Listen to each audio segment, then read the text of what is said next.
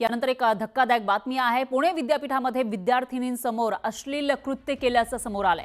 प्रशासनाच्या विरोधात आंदोलन त्यानंतर केलेलं आहे विद्यार्थ्यांनी। तर सावित्रीबाई फुले पुणे विद्यापीठाच्या आवारात एक धक्कादायक अशी घटना घडलेली आहे। मंगळवारी 25 मार्चला रात्री 9च्या सुमारास 3 विद्यार्थिनी या जेवण करून रिफॅक्टरीकडून मुलींच्या वसतिगृहाकडे जात होत्या। त्याच वेळेला एका व्यक्तीने त्यांच्याकडे पाहून अश्लील कृत्य केलं।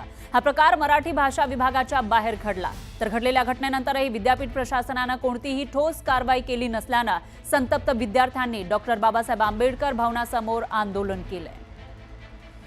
याविषयी अधिक माहितीसाठी आपल्या प्रतिनिधी प्राची केदार या आपल्या सोबत जोडल्या गेल्या आहेत। प्राची, काय सांगाल, ज्या विद्यापीठामध्ये शिकणाऱ्या राहणाऱ्या विद्यार्थिनी आहेत त्यांच्या समोर अश्लील कृत्य केल्याचं कळतंय, काय कारवाई करण्यात आली आहे विद्यापीठाकडून आणि विद्यार्थिनींचं काय म्हणणं आहे?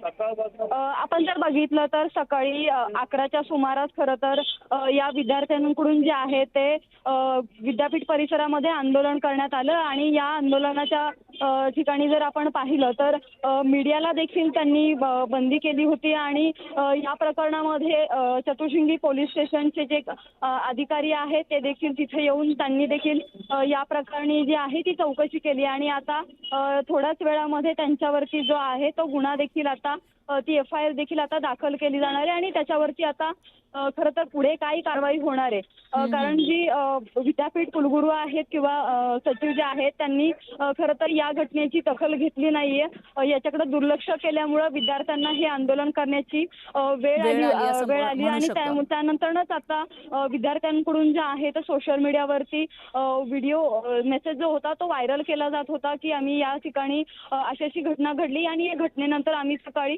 9 ते 11च्या सुमारास जे आहे ते या ठिकाणी विद्यापीठ परिसरामध्ये आंदोलन करणार आहे। त्यानंतर विद्यापीठामधले जे कुलसचिव आहेत ते देखील तिथे येऊन त्यांची समजूत घालण्याचा प्रयत्न जे आहे ते करताना आपल्याला पाहायला मिळाले। परंतु यावेळी मीडियाला देखील त्यांनी कुठलेही व्हिडिओ चित्रीकरण जे आहे किंवा याचं वार्तांकन करून दिलेलं नाहीये। अशा सगळ्या ज्या घटना आहेत त्या या ठिकाणी घडलेल्या पाहायला मिळाल्या आपल्याला। निश्चितच प्राची, एकूणच असं म्हणता येईल की ते प्रतिक्रिया देत नाहीये किंवा विद्यार्थिनींना आंदोलन सुद्धा करू देत नाहीयेत। मग कारवाई करणार का त्या व्यक्तीवर, हा सवाल उपस्थित होतोय।